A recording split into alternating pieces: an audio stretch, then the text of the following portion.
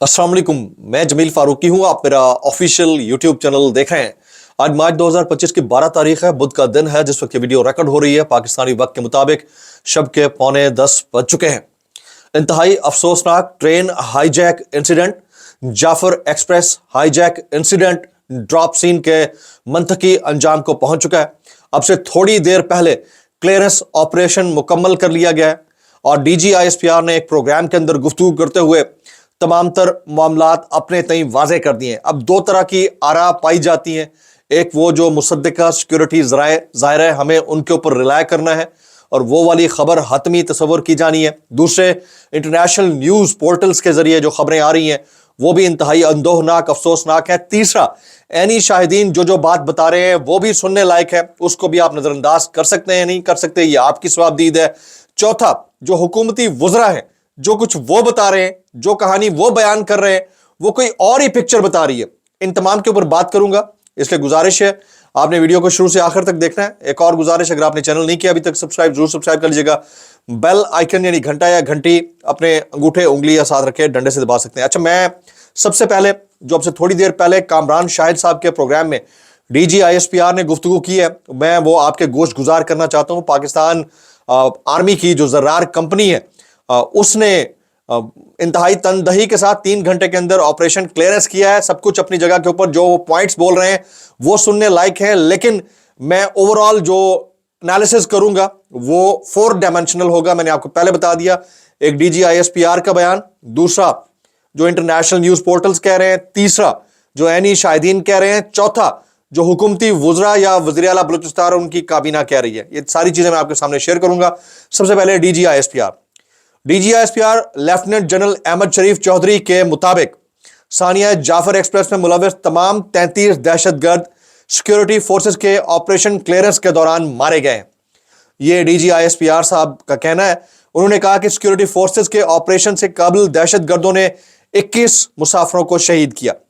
यानी यह दावा किया गया है कि जो 21 मुसाफिर शहीद हुए वो सिक्योरिटी फोर्सेस के ऑपरेशन से कबल दहशतगर्दों की फायरिंग से ट्रेन के अंदर शहीद हुए हैं, जबकि जो सिक्योरिटी फोर्सेस का ऑपरेशन क्लियरेंस था उसके अंदर एक भी यरगमाली शहीद नहीं हुआ, यह कहा गया DGISPR की जानिब से। इसके ऊपर मैं मजीद आगे चलकर बात करता हूं। ताहम क्लियरेंस ऑपरेशन में किसी यरगमाली को कोई नुकसान नहीं पहुंचा, यानी जख्मी भी नहीं हुआ, यह उनका दावा है। उन्होंने कहा कि ऑपरेशन के दौरान FC के 4 जवान शहीद हुए, जबकि तमाम यरगमालियों को बाहिफाजत रिहा कराया गया। DGISPR के मुताबिक दहशतगर्द अफगानिस्तान में मास्टरमाइंड से सैटेलाइट फोन से राब्ते में थे। फिर 2-3 और पॉइंट्स उन्होंने उठाए, ये बड़े इंपॉर्टेंट हैं, इनको भी गौर से सुन लीजिए। वो कहते हैं कि मखसूस सियासी अनासर बढ़ चढ़कर अपना सोशल मीडिया एक्टिव कर लेते हैं। अफसोस होता है सियासी अनासर इक्तदार की हवस के लिए कौमी मुफाद को भीट चढ़ा रहे हैं। DGISPR के जुमले आगे चलकर बात करता हूं। उन्होंने कहा कि जाफर एक्सप्रेस हमला तमाम 33 दहशतगर्दों को जहानम वासिल कर दिया गया।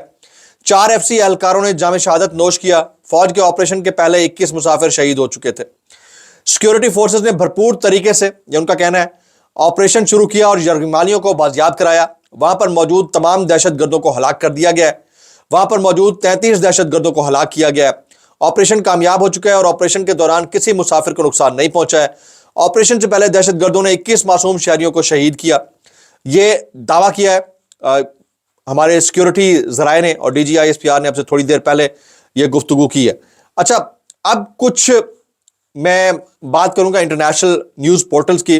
मुतादिर इंटरनेशनल न्यूज पोर्टल्स हैं जो मुख्तलिफ अंदाज से बात कर रहे हैं और जाहिर है कि BLA के जो दावा है उसको कोट करके बता रहे हैं। वो क्या कहते हैं, कुछ न्यूज पोर्टल्स, मैं उनकी खबरें शेयर करता हूं। बलूचिस्तान में BLA के खिलाफ आदिद जो शहरी हैं वो शहीद हुए हैं, यह BLA ने दावा किया है। अब इसका एक फिगर वो बहुत ज्यादा बता रहे हैं, बड़ा फिगर बता रहे हैं। कहीं पर वो 100 क्लेम करते हैं, कहीं उससे ज्यादा क्लेम करते हैं। BLA के जराए ने दावा किया कि अब तक 100 को शहीद किया जा चुका है। BLA के जराए ने दावा किया है, जो इंटरनेशनल मीडिया कोट कर रहा है। इंतहाई अफसोसनाक है, अगर झूठ है तो डिस्क्लेमर है। जाहिर है कि हमने तो बात सुननी है जो हमारे नेशनल मीडिया के ऊपर रिपोर्ट होगा या फिर सोशल मीडिया के ऊपर रिपोर्ट होगा या हमारे मुस्तनद न्यूज पोर्टल्स कहेंगे या जाहिर है कि जो ऑफिशियल्स बताएंगे।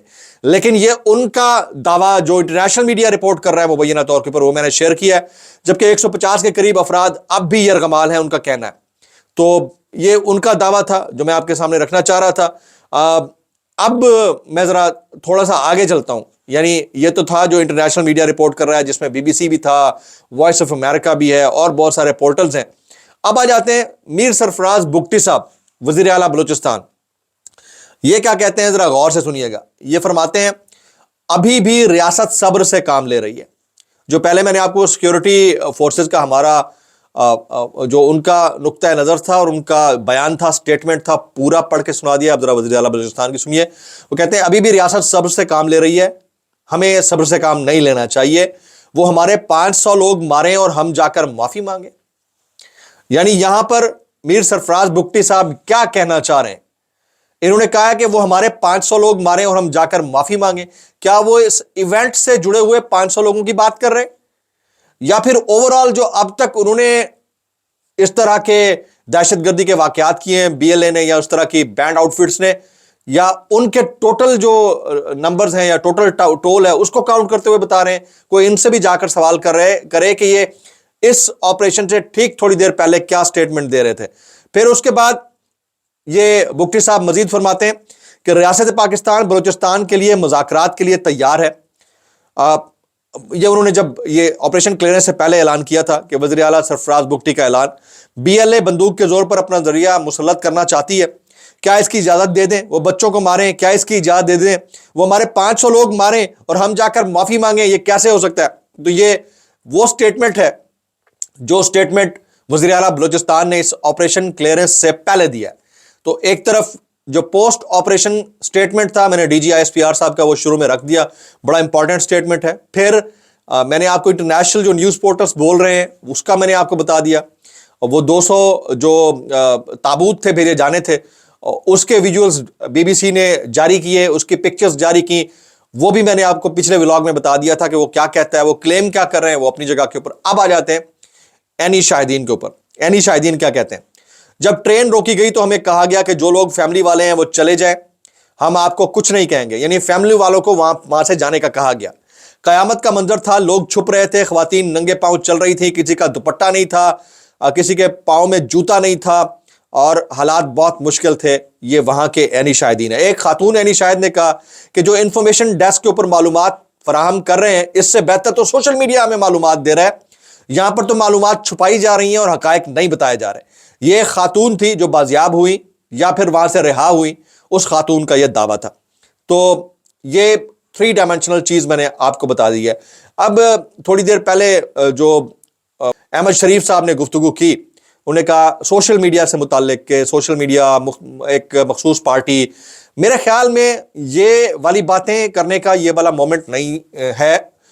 جس طرح ہم سوشل میڈیا کے اوپر بات کرنے والے لوگوں کو یہ تنبیہ کر رہے ہیں، یہ فرما رہے ہیں، یہ ان سے ریکویسٹ کر رہے ہیں کہ اللہ کا واسطہ آپ اس کو اس ٹرم میں نہ دیکھیں، بلکہ اگر آپ نے سوال اٹھانا ہے تو سوال اٹھائیں، لیکن ایک نیگیٹو پروپیگیشن کا حصہ نہ بنیں. بالکل اسی طرح سے یہ والا مومنٹ ہمارے کسی بھی آفیشل کا ہونا نہیں چاہیے کہ وہ کسی مخصوص پولیٹیکل پارٹی کے سوشل میڈیا کو ٹارگٹ کرتے ہوئے اس کے اوپر بات کریں. یہ میری اوپینین ہے، کوئی سے ڈسکری کرنا چاہے ڈس ایگری کر سکتا ہے. تو انہوں نے یہ والی بات کی جو میں آپ کے سامنے رکھنا چاہ رہا تھا.